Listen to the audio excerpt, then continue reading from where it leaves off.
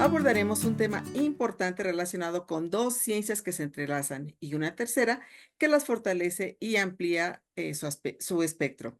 Nos estamos refiriendo a la educación, la comunicación y su relación con la tecnología. Para ello, haremos una revisión a partir de cuándo, de manera conceptual, se les vincula a estos conceptos y cómo, al integrarse a la tecnología, se complementan de manera sustantiva a la comprensión y aplicación del conocimiento, por lo que hemos titulado a este webinar como Travesía de la comunicación educativa mediada por tecnologías. Hemos invitado a una destacada investigadora, la doctora Delia Crovi. Bienvenida y gracias por aceptar compartir tus conocimientos y experiencias sobre el tema. Muchas gracias, Patricia Ávila.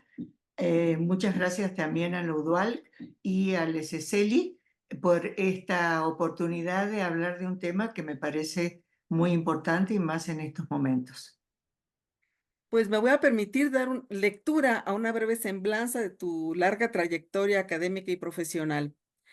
Delia María Crovi Durueta es maestra en comunicación y doctora en estudios latinoamericanos por la Universidad Nacional Autónoma de México.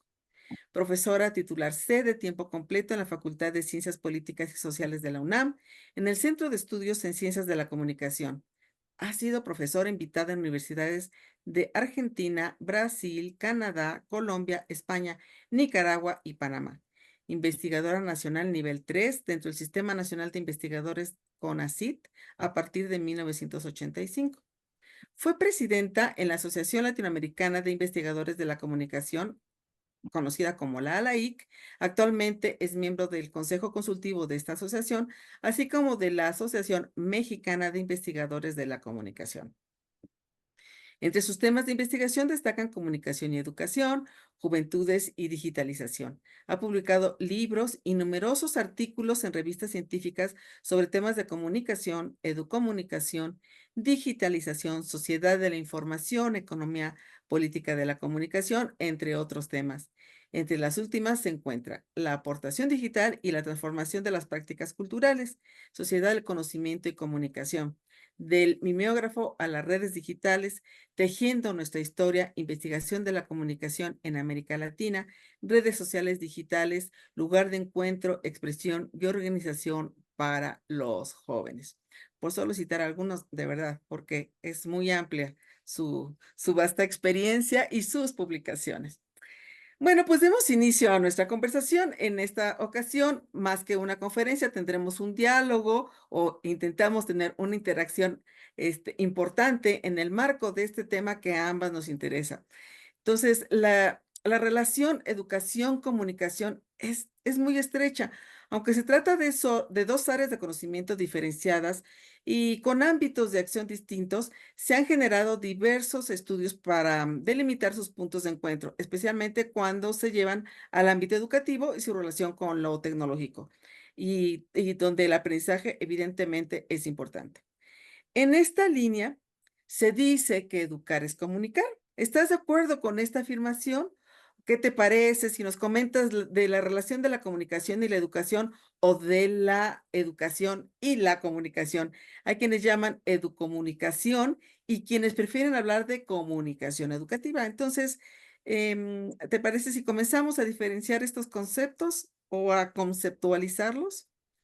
Bueno, antes de platicar sobre los temas que me propones, yo quiero decir que mi perspectiva es desde la comunicación, es una perspectiva crítica y se enfoca básicamente a la educación superior porque es el ámbito donde yo he trabajado más, no he investigado los otros niveles educativos. Y sí, estoy de acuerdo con que educar es comunicar.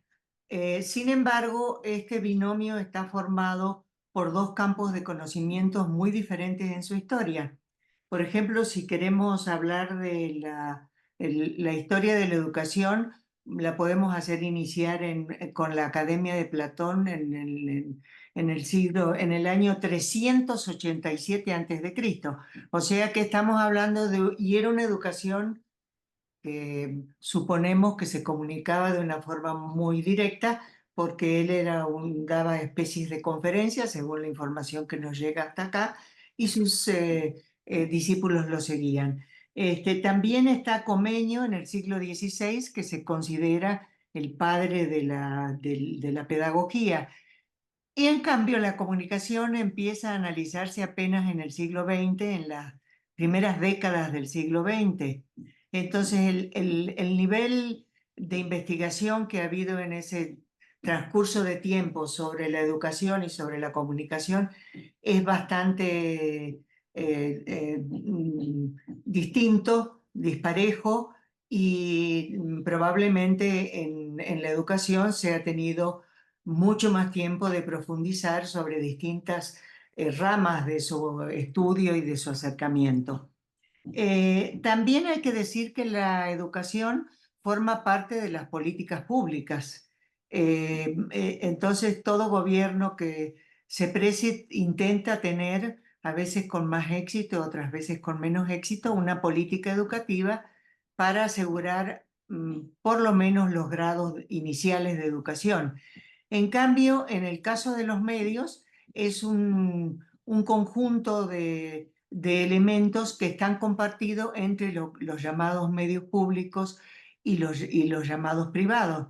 En el caso de las redes, también se da esta mixtura de distintas voces, incluso de muchas personas físicas que tienen acceso a este tipo de comunicación. Entonces ahí hay muchas diferencias desde la percepción misma del Estado y también desde la percepción de la investigación de ambos campos. Sin embargo, cada vez se trata de hacer más análisis respecto de esta interrelación, de este tejer dos campos de conocimientos que están permanentemente en combinación.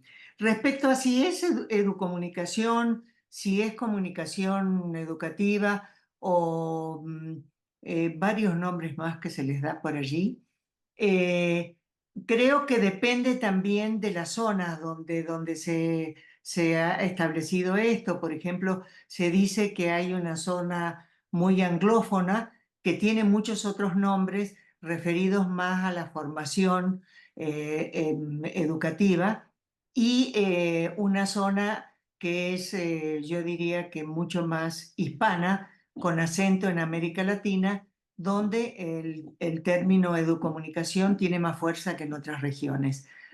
Pero en todas las circunstancias es la unión de los dos campos, la comunicación y la educación.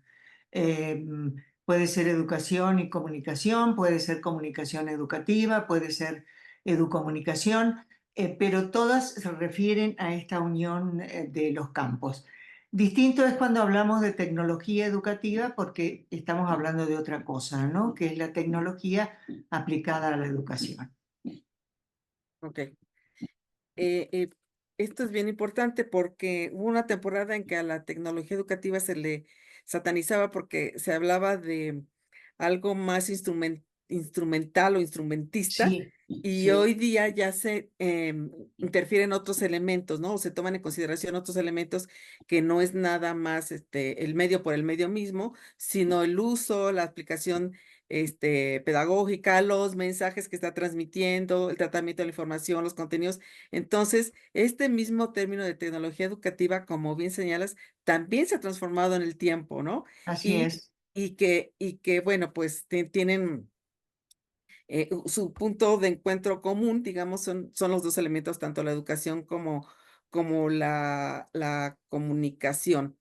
Em, entonces, a partir de lo que tú dices, el orden de los factores no altera el producto, o sí, según el enfoque que se le esté dando, ¿no? Porque en este Sí. manejo de la terminología, ¿no? Entonces, ¿cuál sería tu punto de vista? ¿Cuándo tendría más fuerza la parte educativa y cuándo tendría más fuerza la parte comunicativa o la visión comunicativa? Bueno, para los comunicólogos siempre va a ser primero la visión de la comunicación, y para los educadores siempre estará en primer término la perspectiva educativa. Yo sí creo que en la tecnología es diferente, y sí coincido contigo en que ha cambiado, porque cuando se empezó a hablar de tecnología educativa, lo que sucedía era que se estaba hablando prácticamente de poner la tecnología delante de toda la relación esta definición de que educación es comunicación. Y también se dice a veces comunicar es educar, que eso tendría otros sentidos y habría que como que discutirlo un poco. Pero en el caso de la tecnología, yo sí creo que hay que tener cuidado porque a veces parece que la tecnología es la fuerza que impulsa la educación, comunicación, y no es así, porque el modelo educativo de interrelación entre la educación y la comunicación puede o no estar mediado tecnológicamente. Entonces, acá el punto es que sea un modelo básicamente dialógico, un modelo horizontal donde el maestro y el alumno tengan la posibilidad de intercambiar ideas más en el nivel de educación superior, porque estamos hablando de alumnos que ya tuvieron no solo una formación universitaria anterior, sino que escogieron determinado camino si hacen un posgrado ya sobre un tema específico. Entonces, están en condiciones, con esta movilidad informativa que hay hoy en día, de aportarle muchas cosas nuevas a los maestros. No es esa relación que había antes, donde lo que primaba siempre era una clase magistral, donde el maestro incluso físicamente estaba puesto en una tarima, en un lugar más alto, estableciendo las diferencias, y en un estatus más abajo estaban todos los estudiantes eh, que no tenían un diálogo con este maestro. Yo supongo que en algunos casos habrá habido un espacio para preguntas, pero no siempre ocurría así. Eh, Incluso conozco gente ya mayor, mayor que yo, que ha estudiado, por ejemplo, en Europa en la primera mitad del siglo XX, y no se permitía que le hicieran preguntas en la educación superior y en posgrado a los maestros. Entonces era otro planteamiento total. Cuando llega la tecnología, de algún modo se pretende, a mitad del siglo pasado, del siglo XX, empieza a tener una efervescencia mayor. Ya había habido otras cosas antes, pero empieza a tener una efervescencia mayor. Se intenta poner en el lugar del maestro a la tecnología, y eso tampoco es lo que es correcto. Lo que es correcto es el modelo dialógico, el modelo horizontal, donde hay posibilidad de dialogar y donde tanto uno como otro puede dar idea, aportar incluso bibliografía con este mundo de información que tenemos hoy día, ¿no? Exactamente. Diversos estudiosos señalan también que, por un lado, mientras la educación forma, la comunicación informa, porque te Mm, acerca la información o te acerca elementos o recursos para poder formarte, y esto hace que justamente haya esa relación tan cercana, ¿no? Pero el acto educativo es, por un lado, forzosamente comunicativo, a partir de esto que tú señalas, del diálogo, de la interacción, de poder, intercambiar ideas, que realmente el escuchar a los otros te permite a ti reflexionar sobre lo que tus propios conceptos, sobre lo que has entendido, sobre cómo poder profundizar sobre alguna temática en particular, ¿no? Entonces, es decir, que hay, que la información se transforma en conocimiento y entonces esto se logra, lo que comúnmente se define como aprendizaje, ¿no? así es. Entonces, si la educomunicación es entendida como educación mediada por tecnologías, podríamos decir, que no necesariamente ya vimos, pero que bueno, que están muy estrechamente vinculadas, pues, esta educación está relacionado con los medios de comunicación y con diferentes procesos de enseñanza-aprendizaje. O no sé, otra cosa que me hace reflexionar sobre esto que señalas era, que Kaplun, justamente hablando de América Latina, él señalaba que él promovía mucho el concepto de la comunicación transformadora en Ujú, oposición a este modelo de educación vertical, así es. dirigista o bancario, digamos, ¿no? Donde el profesor era el poseedor de la información, del conocimiento y que los otros nada más eran simples receptores de esta cúmulo de información que les era, transmitida, ¿no? Estamos hablando, evidentemente, de escuelas tradicionales e incluso en el diseño de muchos materiales didácticos, ¿no? Que no permitían, ni siquiera ejercicios o prácticas de reflexión, sino que era el aprendizaje memorístico y, en Ujú, fin, como muy muy muy clásico, ¿no? Y fíjate que siento que este modelo bancario está relacionado con el modelo telegráfico de Shannon, que concibe a la comunicación ujú. como una simple transmisión de informaciones entre 2 polos, entre el emisor y el receptor. ¿Cómo ves esta Bueno, reflexión? en varias cositas. Este, un investigador de la comunicación y educación, como es Guillermo Orozco, siempre repite que no son exactamente, no es exactamente su idea, que la televisión enseña, eh, mm, eh, mal que nos pese a veces, ¿no? Porque si vemos toda la transformación cultural que ha habido en los últimos años, desde que la televisión aparece a mediados del siglo pasado hasta el presente, donde se ha ido transformando en una cantidad de cosas, es una televisión que enseñaba cómo vivir a los jóvenes, cómo peinarse, lo sigue haciendo, cómo vestir. Eso no significa que sea una enseñanza curricular, sino es una enseñanza, a veces podríamos decir, para la socialización y para la vida.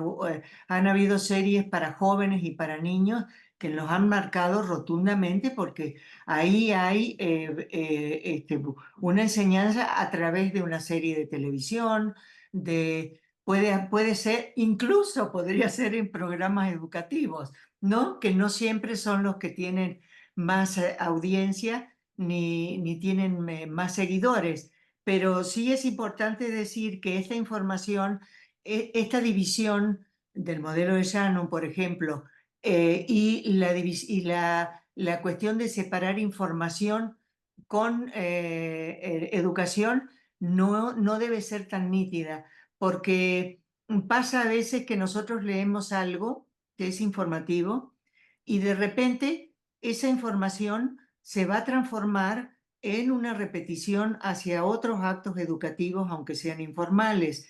O sea, no siempre la información, porque según Shannon era una especie de depósito, ¿no? Al final le agregó una retroalimentación, pero nunca era una retroalimentación como diálogo, sino como respuesta nada más, ¿no? Entonces, creo que eso hay que aclararlo porque sí, yo siento que, y si no podemos poner, por ejemplo, las campañas políticas como ejemplo, ¿no? Valga la redundancia, porque las campañas políticas van a mostrar una cantidad de información que al final va a producir una tendencia ideológica, una tendencia política para las votaciones.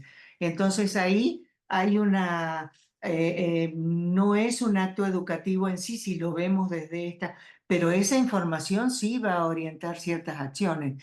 Entonces, yo no estoy tan segura de a esta altura de la vida de separar tanto de que la comunicación solo informa y la educación es la que va a crear conocimiento, porque tenemos que la comunicación sí es dialógica, que es el modelo que defendemos en este espacio, yo creo.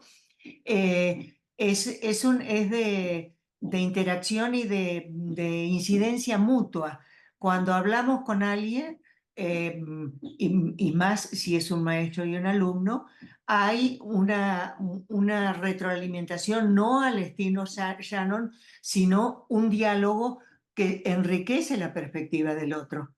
Entonces, sí, los medios lamentablemente están ocupando actualmente un espacio que aparentemente parece educativo, pero como dice Guillermo Orozco, pero no debería serlo. Sin embargo, por el éxito que tienen las audiencias, estaba trabajando en estos días con una colega sobre la cantidad de audiencia que tiene la televisión y todavía sigue siendo mayor mundialmente que la de las redes sociales. Sin hablar de que la televisión da un discurso único, que la gente después lo interpreta como quiere, pero el discurso es único, mientras que en las redes los discursos están completamente, eh, eh, son discursos muy cortados, muy separados según la voz que emite los mensajes. Respecto a América Latina, yo creo que la primera voz que se levanta para defender el diálogo y la horizontalidad es Paulo Freire. Y él, de alguna manera, él es el que de él se va a desprender la idea, no sé si exactamente de él la palabra en sí, pero sí de la gente que ha trabajado después sus ideas de educomunicación, que es un término para definir esta relación tan rica entre comunicación y educación, que es más latinoamericano, que sí se ha expandido a lo mejor a España, habla hispana, pero en otros lugares no se usa tanto, sino se usa más bien cosas más específicas ligadas a la tecnología o a la enseñanza de habilidades digitales, por ejemplo. Eh, entonces sí, y es importante en esta vinculación de los medios que mientras Freire se quedó más en el ámbito de la academia y de la publicación de sus libros maravillosos, como este, eh, los libros más destacados de él, en cambio Kaplun lo hizo a través de la radio, que es un medio masivo, ¿no? Entonces, es una diferencia interesante, porque de algún modo perdón, Freire se enfoca más a los propios docentes, a los propios educadores, en tanto que lo de Kaplun es una visión más abierta desde los medios. Justo está señalando las dos visiones, ¿no? Desde la comunicación, desde la educación, evidentemente se aborda de manera diferente, pero van hacia lo mismo, ¿no? Donde se toma en consideración que las personas, los niños, los estudiantes en general, somos sujetos activos, ¿no? Donde hay un intercambio, donde hay un diálogo, donde tenemos saberes previos que evidentemente recurrimos a ellos para darle significado a aquello que estamos Ujú, recibiendo nuevo, ¿no? Y que podemos apropiárnoslo o no, porque como dices, pues hay un montón de información que a lo mejor nos llegan al inconsciente y que empieza a formar parte, ¿no? De la generación de actitudes, de estereotipos, en fin, pero también hay un modelo de intercambio, hay un modelo de diálogo, si estamos hablando de procesos educativos, donde ya no se ven a la persona que recibe los mensajes como alguien pasivo, sino que ya tiene que tener una acción o una respuesta que lo convierte en un ser, mucho más, activo, participativo y en fin, ¿no? El uso de medios evidentemente ha cambiado, en la educación como apoyo a la enseñanza y con recursos para el aprendizaje. Em, ¿Qué pasó? ¿Qué ha estado pasando con la incorporación de las tecnologías? Hablando de las tecnologías de información y comunicación, porque bueno, hay tecnologías muchas tradicionales, otras. el pizarrón, y otros que el proyector de cuerpos opacos o las Uf, diapositivas que a lo mejor algunas de las personas que nos las estén filminas. viendo no necesariamente conocen o conocieron, pero que finalmente el GIS mismo, ¿no? Y la pizarra o como le llaman la tiza y la pizarra, pues también son medios. El propio cuaderno, el lápiz, etcétera. Pero cuando estamos hablando de TIC, de tecnologías de información y comunicación, pues aquí hay un cambio de paradigma, otra manera de abordar este, el, la enseñanza, haciendo uso también de otras herramientas para mostrar contenidos de manera diferenciada. Los medios audiovisuales jugaron también un papel importante. Bueno, en una línea del tiempo, ya que estamos hablando de ¿Mm? diferentes, eh, digamos, a partir de la mitad del siglo pasado hacia acá, ¿cómo se han articulado la educación con la tecnología y cómo se emplean actualmente desde tu perspectiva? Bueno, habría que decir que para la comunicación hay una premisa que es que ningún medio desaparece o es descartado por otro, sino que se van sumando. Es por eso que le vendemos la vida a, a los medios de comunicación. Entonces, si empezamos por el principio, yo quisiera destacar la labor de la prensa que ha estado siempre en la educación.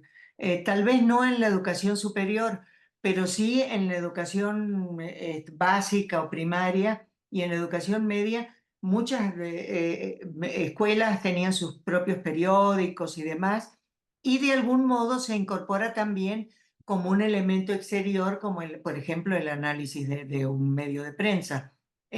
O sea, siempre ha estado presente. Le sigue, bueno, la fotografía sería la primerita de todas y bueno, la fotografía siempre ha estado, ya sea solita o incorporada a otros medios más complejos. Pero la fotografía es omnipresente para la educación y la comunicación.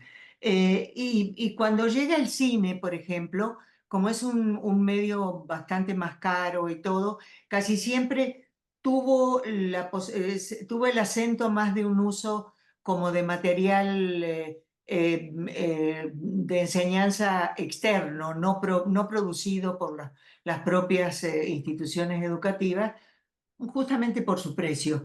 Pero siempre por ejemplo, hasta el día de hoy, muchos profesores universitarios le piden a sus alumnos, ahora que es muy fácil recuperar películas antiguas y por supuesto contrastarlas con las presentes, y ese suele ser un ejercicio muy interesante de reflexión, porque el cine tiene una posibilidad de hacer narrativas que, si bien son ficticias, son elementos tomados de la realidad. Entonces, el cine también ha estado presente a lo largo de...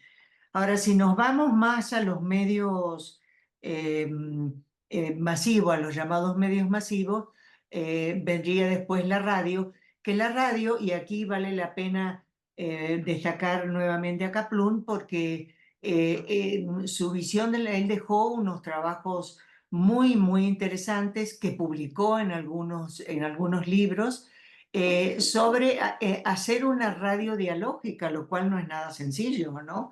Y lo hizo, y uno ve esas experiencias y dice, bueno, sí se puede si hay una posibilidad económica, primero de todo, una posibilidad técnica y una posibilidad de tiempo de producción para hacer una radio dialógica. Él lo hizo y realmente hizo trabajos realmente muy interesantes, ¿no? Y cuando llega la televisión a mediados de los años 50 del siglo pasado, eh, tampoco la televisión en sí se incorpora inmediatamente. Y además en aquellos tiempos el visionado de la televisión era muy limitado, no todo el mundo la tenía, había si acaso un aparato receptor por casa, y en el sistema educativo era pecado mayor estar mirando la televisión, ¿no? Entonces, pero sí hubo importantísimas experiencias educativas, como es la telesecundaria, que sigue hasta el día de hoy, eh, que utiliza un modelo que en comunicación se podría caracterizar como en dos etapas. Los alumnos ven primero un programa educativo totalmente producido para un currículum educativo. Esto es importante señalarlo, porque se pueden ver muchas cosas en la televisión y en el cine que forman parte de nuestra vida cultural, pero no responden a un programa educativo. Y después se discute con un maestro presencial en el lugar donde los alumnos a veces incluso ven la recepción televisiva. Entonces, la telesecundaria con virtudes y defectos, es un ejemplo siempre muy antiguo de lo que es una educación a través de los medios eh, y, eh, mm, hecha desde la televisión. Y si ustedes recuerdan, y seguramente todos lo recordarán, en la pandemia se volvió lo que yo llamé un salto al pasado, porque se volvieron a usar los medios más tradicionales, porque eran para la educación básica y media, porque eran los que la gente tenía más acceso, ¿no? Un acceso más parejo, más nivelado. Y después de esta intervención de la televisión, ya sea como elemento de apoyo o ya sea en programas perfectamente estructurados para la enseñanza, como es la telesecundaria, un ejemplo muy claro, eh, empiezan a aparecer y hacen eclosión a finales del siglo pasado las redes sociales. Lo primero que habría que decir de las redes sociales en comparación con los demás medios es que los demás medios no tenían una retroalimentación ni siquiera como la que planteaba Shannon, más que en la carta de los lectores, en algunas preguntas hacia un programa de televisión o de radio previamente seleccionadas y seccionadas rigurosamente. Entonces, cuando llegan las redes, lo más importante, bueno, empieza habiendo lo que conocemos como las páginas web, que empiezan a hacer como un primer intento de tener esa comunicación, pero después llegamos ahora donde todos somos emisores, cualquiera puede decir cualquier cosa. Entonces, es ahí, es una fuente inagotable de falsedad, de las famosas fake news, pero también de mucha actividad muy importante, de actividad muy seria y muy rigurosa. El punto es poder mm, eh, decantar lo bueno de lo malo, ¿no?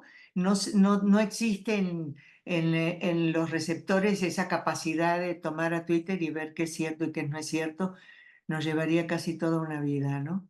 Pero sí, esta posibilidad de ser emisores empodera a la gente de tal manera de poder expresarse. El punto es que a veces la información no es tan buena como quisiéramos, o muchas informaciones no son tan buenas como quisiéramos. En el caso de la educación superior, resultan estas redes muy importantes y lo fueron en la pandemia, porque ahí sí se pudo usar las comunicaciones vía red, se formaron grupos de clases y demás, donde pudo haber a través de las plataformas una cantidad de discusiones y demás. Entonces, el nivel de disponibilidad de recursos tecnológicos de esos alumnos y también la independencia para el estudio, no digo que todos los casos sean absolutamente ejemplos de educación independiente, pero sí tienen una mayor capacidad de gestionar sus propios conocimientos. Entonces, la educación superior, yo diría que en la pandemia no, no tuvo un impacto tan grande como no sea el propio uso de las plataformas, que es también un tema, porque las plataformas, y gracias a Zoom que estamos usando esta, son buenísimas para muchas cosas, pero ahí es donde se produce para mí el salto al pasado, que hay mucha repetición de esquemas bancarios, como decía Freire, ¿no? El alumno está ahí de cualquier grado y se le echa el conocimiento en lugar de utilizar otras posibilidades más dialógicas que sí se puede hacer, seguir un modelo dialógico en las redes. Lo que pasa es que por comodidad a veces, por no estar planteando un trabajo más complejo y demás, que a veces en la clase presencial sale más naturalmente, no sé, en las redes, en las plataformas no se plantea de ese modo. Hay muchos factores. Bueno, uno quería preguntar, ¿de Mario Kaplun es Jurado 13? Yo me acuerdo de una Sí, serie sí, de radio que era de radio, maravillosa, que justamente buscaba el diálogo, la interacción con la sí, audiencia, y había programas de diferente naturaleza. Y me recuerdo uno era de educación, exprofesor de educación, el tema este, era la educación, sí, pero había de muchos, muchos, muchos, que tenía que ver sí. con la familia, que tenía que ver con la sociedad, que tenía que ver con Ujú, acciones de la vida cotidiana y que llevaban a la audiencia a reflexionar y hacer buscar un mecanismo de ida y de venida de esas reflexiones. Bueno, esa era una duda especial que tenía, pero efectivamente coincido contigo que el tema de la experiencia de la telesecundaria fue muy importante, surgió en un momento en el, políticamente hablando, en que, bueno, siempre ha habido estos procesos, pero digamos que en ese momento ya se había más o menos cubierto lo que era la educación básica, ya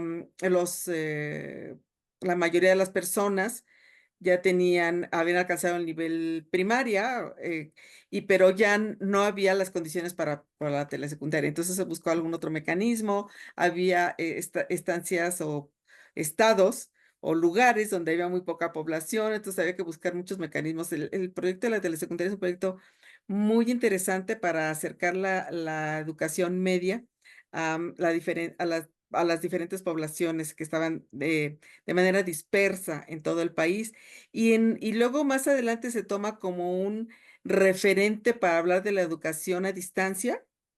Yo siempre ujú. hago la aclaración que no es educación a distancia, es educación, este, con uso de medios, ¿no? Es una educación secundaria con uso de medios, pero no un modelo de educación a distancia que se hubiera desarrollado o definido como en la actualidad se maneja, ¿no?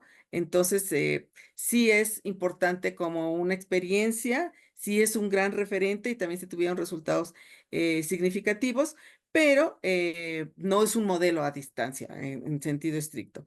Y lo de los contenidos que tú señalas, que si bien todos empezamos a tener ya como la posibilidad de ser emisores, de generar contenidos, etcétera, coincido en que hay contenidos de todo, ¿no? Cosas en que hay que saber revisar. Yo creo que una parte de la labor docente en la actualidad es ayudar a discriminar cuáles contenidos realmente son Uf, confiables, cuáles contenidos debemos tomar en consideración para efectos de procesos formativos. A lo mejor para la diversión, para la distracción, sí, para pues, tener algún elemento de diversión en sentido estricto, podrían ser válidos, pero no que se tomen en serio o que se tomen luego después como líderes, algunos informantes que en realidad pues no tienen o dejan que pensar para no juzgar de manera indebida, que no necesariamente tienen las bases para poder ser eh, ¿cómo se llama? Es que no encuentro la palabra exacta, para poder ser quienes manejan la verdad o que sean de alguna manera influencer en temas diversos, ¿no? Algunas cosas, como decía, de carácter más informal, pudiera ser valioso, interesante y hasta divertido, pero no así cuando estamos hablando de conocimientos, cuando estamos hablando de ciencia, cuando estamos hablando de incluso de decisiones más de carácter político, económico y social, pues también hay que ver a quienes seguimos, ¿no? Y hacerlo de manera objetiva. Y en este proceso de regresión del que haces referencia, yo me acuerdo que también se hablaba mucho en la facultad de que con nuevas tecnologías seguíamos viejas pedagogías, una cosa así, no me acuerdo el nombre exacto, exacto, exacto, sí. pero que estábamos teniendo este tipo de regresiones porque no se preparaban las clases, sino pensando que estábamos haciendo uso de diferentes recursos y diferentes medios, sino que se estaba yendo a una clase más de carácter tradicional y luego como también hay tiempo para la clase, pues no necesariamente se le daba la estrategia didáctica para que hubiera un proceso de socialización del conocimiento, de intercambio entre los Ujú. compañeros, y que, bueno, el profesor seguía llevando como la voz cantante en este tipo de experiencias.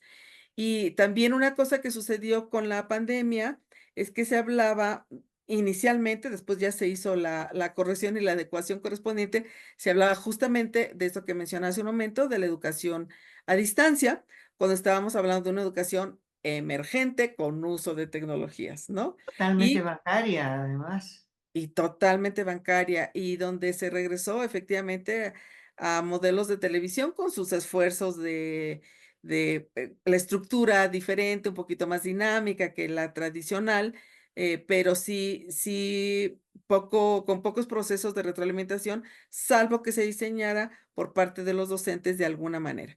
Porque además sí se fue mucho con el modelo este de los tiempos divididos por clases, por asignaturas, por temas, por niveles educativos, etcétera, sobre todo en educación básica, y donde se hizo uso de otro tipo de recursos, principalmente fue en la educación superior, Sí, como bien señalas, ¿no? sí. Yo Eh, no sé si entonces, bueno, em, si pudiéramos, conocer, ya socializaste, ya nos comunicaste algunas cosas sobre cómo lo vivieron, o cómo lo viviste tú, tu experiencia sobre el uso de la web y las redes sociales, y más recientemente, incluso con la inteligencia artificial, ¿crees que se generan otras formas de comunicación y de mediación? Porque, bueno, entiendo que es claro que las TIC generan otras maneras de colaborar o de intercambio, pero no sé si estamos hablando entonces de comunicación educativa o de ujú. educomunicación. No sé cómo lo veas tú, en la Yo actualidad. primero quiero aclarar que por eso siempre digo yo que la telesecundaria es un modelo en dos etapas, porque ese es el modelo totalmente difusionista, donde primero se les exhibe el programa de televisión y después en el entorno pequeño, digamos, que a veces no será tan pequeño, del aula, que es a donde se han presentado más los problemas para discutir el tema que se presentó en el programa de televisión. Entonces, este modelo eh, fue usado básicamente para la formación de extensión agrícola. Eh, un paraguayo que ahora se me fue el nombre, Juan, ya, la memoria ya rebotará y me hará acordar del nombre. Justamente trabajaron en ese tipo de modelos que llevaban a un extensionista a un lugar y le enseñaban a la gente con material didáctico y todo esto, a veces sí, a veces no, y le llevaban a la gente de campo a enseñarles ciertas cuestiones de cuándo sembrar, cómo sembrar, en fin, las cosas. Entonces, por eso yo considero que la telesecundaria es un modelo en dos etapas, porque nadie dialoga con la televisión en sí, sino que dialogan con el maestro que está discutiendo en ese momento y entre ellos. Respecto a lo que preguntabas bueno, de la inteligencia artificial lo voy a dejar un poquito más para el final. Eh, mm, yo creo que uno de los grandes retos de la educación actual en todos los niveles, pero también en la enseñanza superior mucho, es decantar lo bueno de lo malo. Entonces, ¿cómo se lograría eso en un inicio? Primero, ofreciendo fuentes creíbles, fuentes científicas, y no que me traigan una información un alumno en la clase de posgrado o de licenciatura que la sacó quién sabe de dónde, ¿no? Entonces, el maestro tiene ahí la responsabilidad de proveer las fuentes que son seguras, que son científicas, que son aceptables para discutirlas y para convertirlas en el conocimiento que estamos buscando. Eh, pero es un reto enorme, porque si vemos un mundo tan poblado de información como el que vivimos actualmente, eh, llega un momento en que a veces nos decimos, ay, esto, ¿y dónde lo leí? ¿Dónde lo vi? Esto no puede ocurrir en una clase, ¿no? En una clase tendría que ser algo que me diga, eh, este, eh, mm, lo dice tal autor, y la fuente es tal, porque luego también se da la repetición de la repetición de la repetición y ya no se sabe cuál es la fuente original. Entonces, por eso se ha hecho un poco rígido el sistema de publicaciones, por ejemplo, porque hay que tener mucho cuidado con la información que se incluye en cada texto para que sea una información, si es nuestra, perfecto, no hay a quien citar, pero si es algo que ya se publicó, si no puede inducir al plagio, aunque esté parafraseado, ¿no? Entonces, esa es en este volumen tan enorme de información que hay, eh, tenemos los docentes tienen, universitarios me estoy refiriendo ahora, una enorme responsabilidad de señalizar claramente el camino, de señalar qué es lo que es bueno para leer, que entonces el propio docente debe tener una actualización permanente, como lo proponía la UNESCO a finales del siglo pasado, que decía que la educación debía ser permanente y más para el que enseña, porque va apareciendo tanta información nueva, tanta bibliografía nueva, que a veces no es ni siquiera posible de estar tan actualizado. En ese sentido es que yo creo que los alumnos pueden ser en esta horizontalidad y en este diálogo, aportar nuevas fuentes que el docente no conoce, que el maestro no conoce, pero que son fuentes que pueden ser muy buenas, pero sí trabajar sobre fuentes fiables. Y, por supuesto, en la clase decantar aquello que no tiene sentido e insistir mucho sobre la validez de las fuentes, porque alguien que se está formando para una profesión determinada o para la academia, tiene que estar seguro de sus fuentes. A veces se nota la falta de certeza de esas fuentes en los trabajos después que hacen los profesionales, ¿no?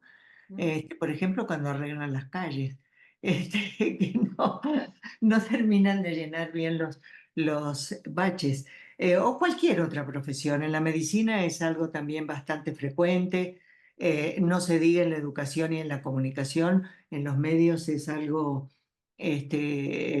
las equivocaciones están a la orden del día.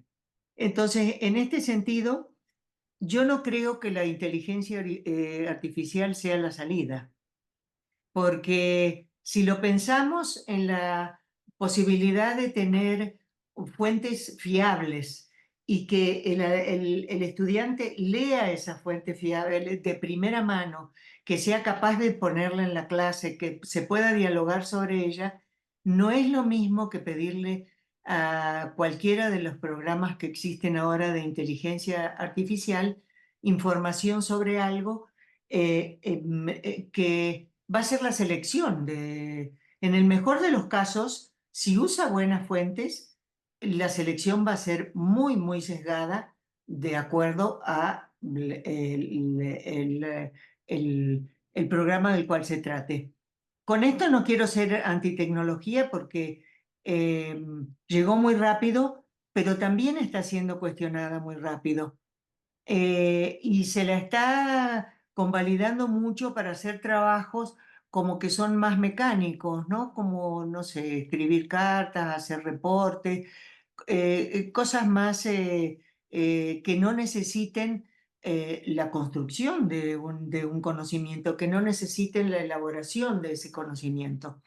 Y la otra cuestión es que ni tiene toda la información del mundo como la gente cree, y menos se vuelve a reproducir aquella cosa que tenemos que se viene luchando, por lo menos en comunicación, desde los años 60, 70, de las fuentes de información, ¿no? Que siempre fueron un embudo desde los países desarrollados, a abrirlo hacia los países no desarrollados.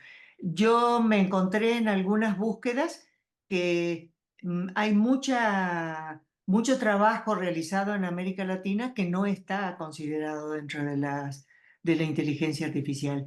Y esto se debe a que no es que no haya producción, hay muchísima producción, sino que se trata generalmente de publicaciones universitarias. Y esas publicaciones universitarias no tienen una difusión como tiene una editorial comercial. A veces son cuadernos, a veces son tiradas en la mínima expresión de 100 ejemplares y cosas así, entonces, pero que son trabajos muy, muy portentosos, muy fuertes. Entonces, también allí hay una cantidad de conocimiento generado en la región que no está considerado dentro de la... porque no lo tienen a la mano, sencillamente, ¿no? Entonces, si no está publicado, no existe, ¿no? Entonces hay que ir, ahora están haciendo muchos esfuerzos por hacer una legislación ad hoc, ¿no? Hay países que ya medio la tienen, otros que la tienen en camino, otros que todavía ni piensan en ella, pero sí, esa legislación va a tener que ser muy cuidadosa en cuanto a las fuentes, porque si no nos vamos a otra vez a inundar de interpretaciones falsas en este caso serían, ¿no? Porque aunque partan de fuentes fiables, después hay una interpretación de esas fuentes. Fíjate que es bien importante esto que estás señalando sobre el plagio y la deshonestidad académica, porque antes los estudiantes, cuando empieza la web, los estudiantes comienzan a copiar y pegar, ¿no? Ujú, Y nada más ponían como conectores que más o menos le dieran sentido, pero la verdad se nota cuando no lo escribieron ellos, ¿no? Aunque sean muy hábiles, redactando, porque son habilidades diferentes, ¿no? Hay personas que se expresan muy bien oralmente y hay otras que lo hacen de manera escrita, ujú. pero aún así, cuando estás en proceso de formación, sí se nota la diferencia, ¿no? Oh, sí, Cuando copiaste y pegaste, por muy bien, sí. escrito que esté, o por muy bien que escribas tú, no lo vas a escribir como lo escriben, los especialistas o los estudiosos. Ujú, Entonces, luego ya se cayó en esta parte que también señalas del parafrasear, y tú dices: Sí, pero siguen no siendo tus ideas, siguen siendo las ujú. ideas del otro, y aquí tendría validez si lo parafraseas, lo señalas textual o lo que sea, pero haces un análisis de eso que estás poniendo, no Claro, nada más copiar y colocar y no sé qué.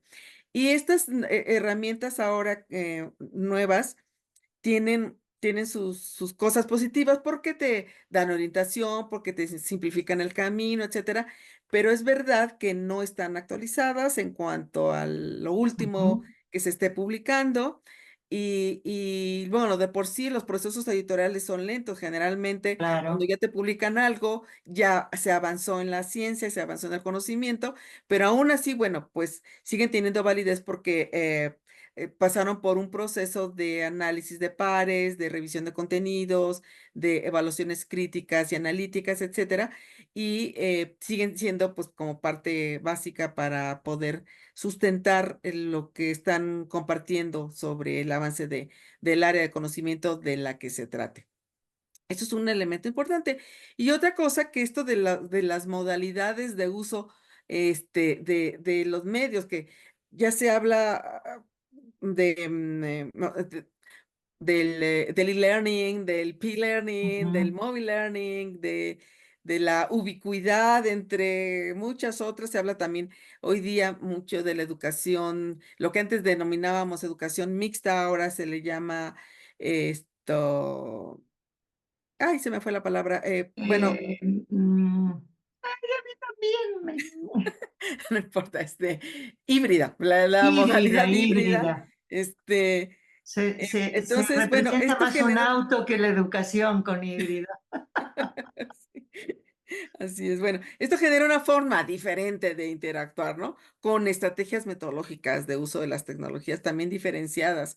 Yo siento que haciendo uso de esto, nos comunicamos también con fines educativos de manera diferente, ¿no? Hemos aprendido sobre qué riesgos se corren en materia de interacción y de diálogo para la construcción del conocimiento. No lo sé. A veces siento que nada más se aplican porque, o con esta idea de innovación y de búsqueda de nuevas cosas, pero no necesariamente nos detenemos a la reflexión, ¿no? Entonces, no sé qué estrategias debemos revisar para fortalecer o adecuar para motivar una lectura crítica de los contenidos que nos presentan a través de los medios? Bueno, a través de los medios, según el tema de quién se trate, según qué confiable es el emisor, porque no hablamos de los emisores desconfiables de los medios, Es que verdad. son un montón, casi todos. Bueno, no casi todos, pero sí hay muchos. Este, yo siempre pienso que es el diálogo, ¿no? Que ahora cuando hablabas del el copy-paste y el plagio, una vez pedí en una universidad un trabajo sobre un autor determinado y todos los trabajos fueron iguales, no había inteligencia artificial en ese tiempo. Hasta las figuras que habían usado eran iguales. Todas la habían sacado de la Wikipedia y de dos o tres cositas más. Entonces, em, ¿qué haces con eso, no? Bueno, ponerlos a reflexionar de qué fue lo que se copiaron, porque, y era en educación superior, no era, ponerlos a reflexionar que por qué se eligió esa lectura, por qué ese personaje, y por qué la necesidad de no y poner la figurita, sino de... yo creo sinceramente que mucho de eso existe todavía, ¿no?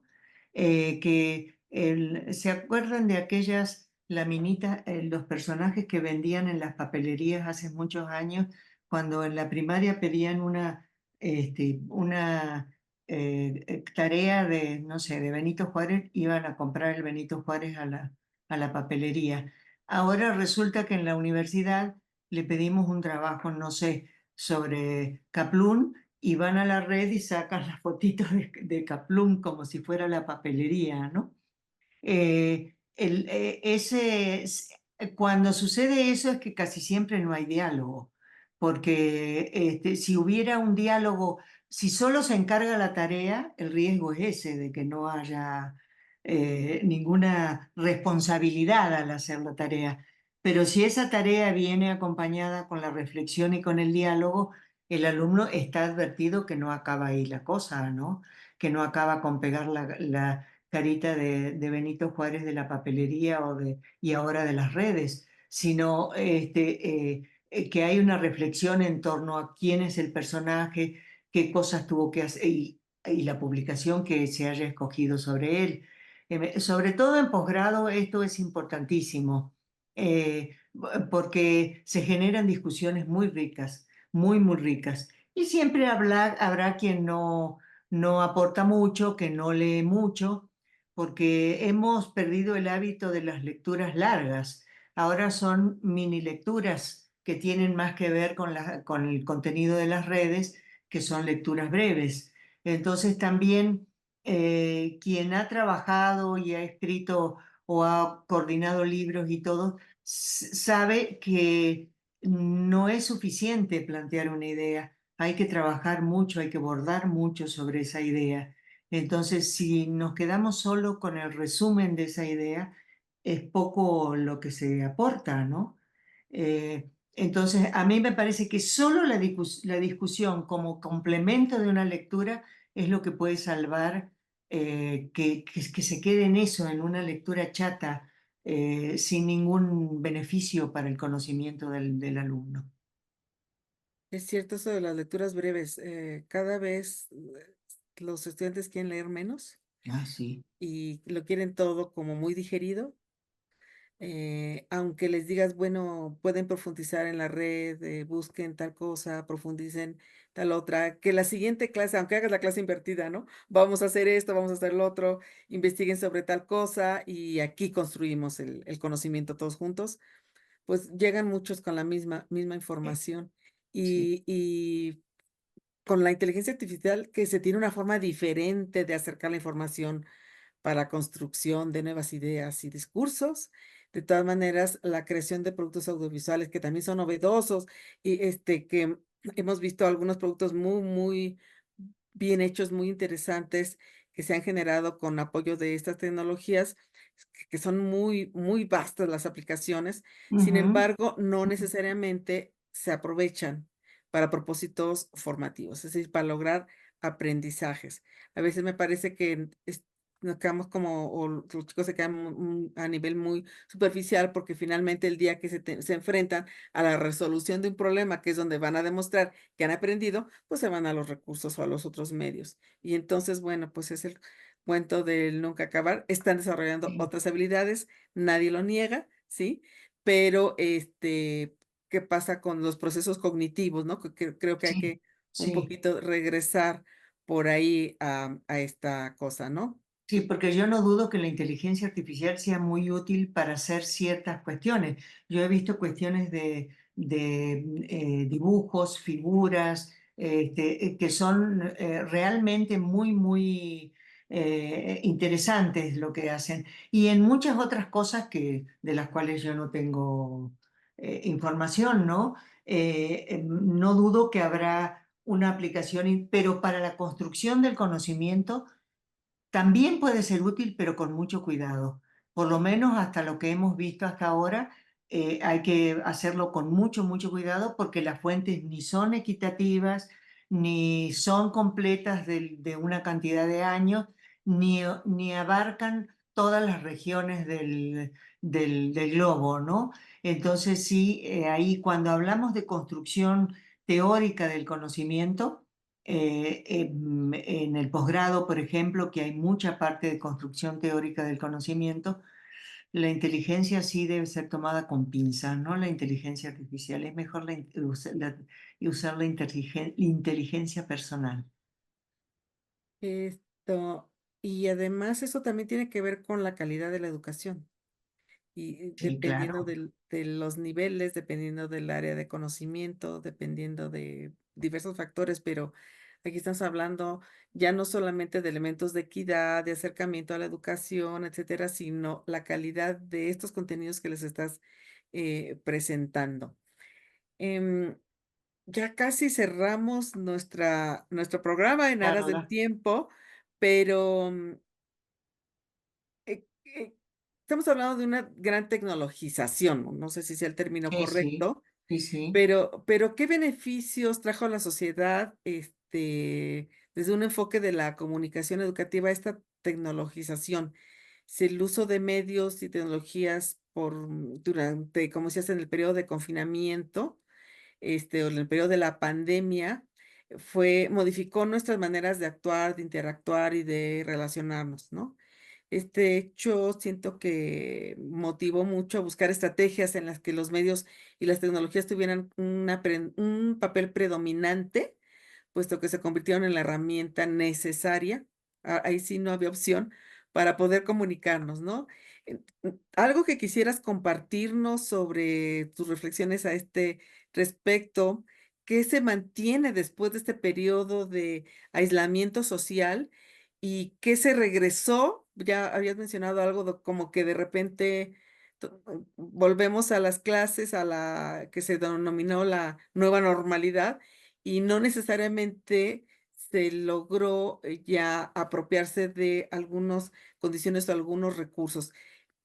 ¿Cómo cambió la educación y la comunicación en este, proceso de volver a la normalidad, entre comillas, no?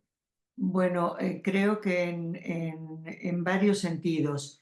Em, y de paso, también como para ir cerrando, son como los desafíos que tenemos en este presente. Yo creo que la pandemia nos dejó como herencia eh, demasiada tecnologización, ¿no? Un determinismo tecnológico, no digo que siempre esté presente, pero muy presente. Esto parece que todo se resuelve a través de la tecnología y que la tecnología reemplaza el modelo educativo, lo cual no es cierto, ¿no? Una cosa es apoyarse en la tecnología y la otra cosa es el modelo educativo en el cual se va a sustentar. Yo creo que hay que tener mucho cuidado con esto, porque también se presta mucho a la industrialización y a la comercialización de la educación.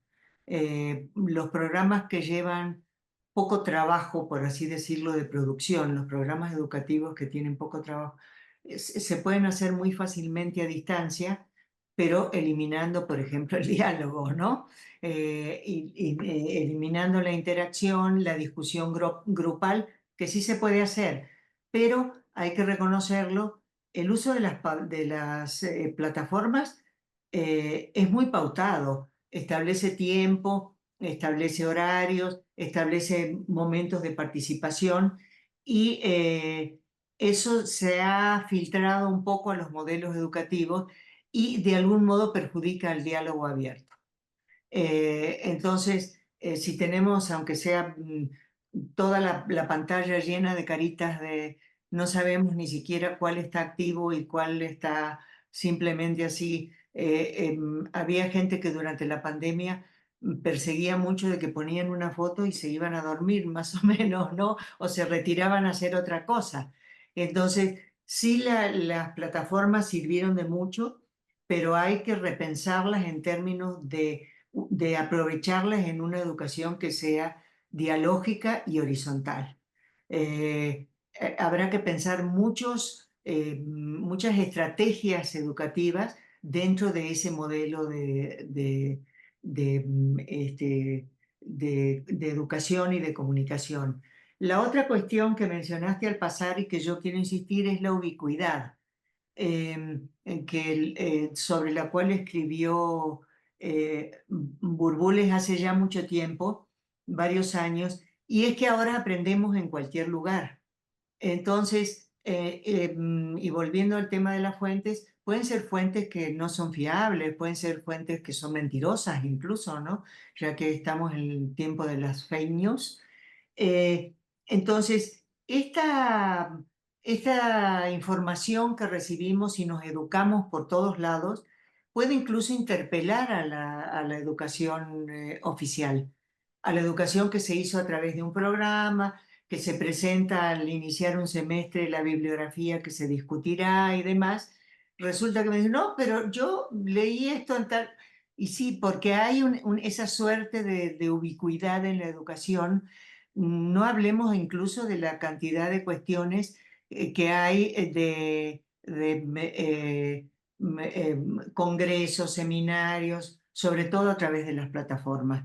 Entonces yo creo que ahí hay que tener mucho cuidado porque otra vez vuelve a ser un factor en donde se filtra lo bueno y lo malo y que puede interpelar a lo que está pensado, programado para que sea una educación superior. Eh, y bueno, en la educación superior termino con una reflexión positiva. Creo que es la que en mejor condiciones está también para usar la educación híbrida. La tecnología y las plataformas no se fueron de la educación superior, para nada. O sea que aunque sean programas presenciales, se usa en ocasiones o las conexiones a distancia, bueno, por razones diversas. Entonces, es una especie de convivencia que tenemos que hacer, pero con el diálogo y la horizontalidad, porque los estudiantes tienen esta capacidad, tienen la capacidad tecnológica porque tienen aparatos y tienen también la capacidad de reflexionar de manera autónoma, como lo dije antes. Entonces, pienso que en este sentido la educación superior tiene ventajas y debe aprovecharlas porque también facilitan para la gente que trabaja, para la gente que no está becada y demás, la posibilidad de hacer estudios superiores sin que esto signifique abaratar el conocimiento con fuentes débiles o fuentes no legitimadas. Y bueno, estas son en resumen los desafíos del presente que no son cualquier cosa. Y estás hablando también de algo bien importante, que es la construcción y la inteligencia colectiva, hablando de Sí, este por supuesto. diálogo y de esta interacción, donde el trabajo colaborativo evidentemente es básico. También creo que no hay que dejar de señalar el trabajo interdisciplinario y ya ves que bueno, el multidisciplinario, el transdisciplinario con sus variantes, pero que esta construcción del conocimiento, tomando en cuenta diferentes áreas, me parece fundamental, y Sí. hay que tener una apertura al cambio y a la actualización permanente, porque esto nos va a permitir realmente estar abiertos, vincular, nuestros conocimientos previos con lo nuevo que se está presentando y poder realmente siempre estar aportando a la educación, a los estudiantes y irnos nosotros, estar permanentemente en este tema de la actualización de nuestra propia formación y nuestros conocimientos. Pues llegamos al final del programa. Muchas gracias por este tiempo en el que nos has compartido tus reflexiones y sobre los 2 temas, tanto de la comunicación educativa como la educomunicación, dependiendo del enfoque, como bien señalabas, desde una perspectiva crítica, que esto es también interesante. Tus aportaciones me parecieron fundamentales y, también te agradezco que nos hayas invitado a reflexionar sobre cómo está siempre presente la educomunicación. ¿Tendrías algún mensaje de cierre? Sí, más que un mensaje, un comentario sobre lo último que dijiste. Veo que la interdisciplinariedad se está dando como por fuerza por el peso de la realidad. Ya no son cotos tan separados, incluso hubo un tiempo que comunicación y educación estaban así, y ahora no, ahora veo que hay una apertura que es también un trabajo colectivo, ¿no? Hay que decirlo también, a veces no solo es trabajo de la educación, sino también de la propia vida laboral, ¿no? La que lleva a que haya esta interconexión entre distintas especialidades, distintas ciencias, que es muy enriquecedora. Y Pues bueno, muchas agradezco muchísimo la oportunidad de compartir estas ideas y de irse actualizando, porque sí son tantas las cosas que van apareciendo que finalmente la UNESCO a finales del 2000, creo que fue, o 1999, tenía razón que caminábamos hacia la educación permanente. Totalmente de acuerdo. Bueno, pues a quienes nos han acompañado durante la transmisión, les damos las gracias. Podrán volver a revisar el contenido del webinar a través del canal de YouTube del SSLI siempre que lo deseen. Desde la UDUAC los invitamos a que nos acompañen en nuestro próximo programa. Gracias nuevamente y saludos. Muchas gracias.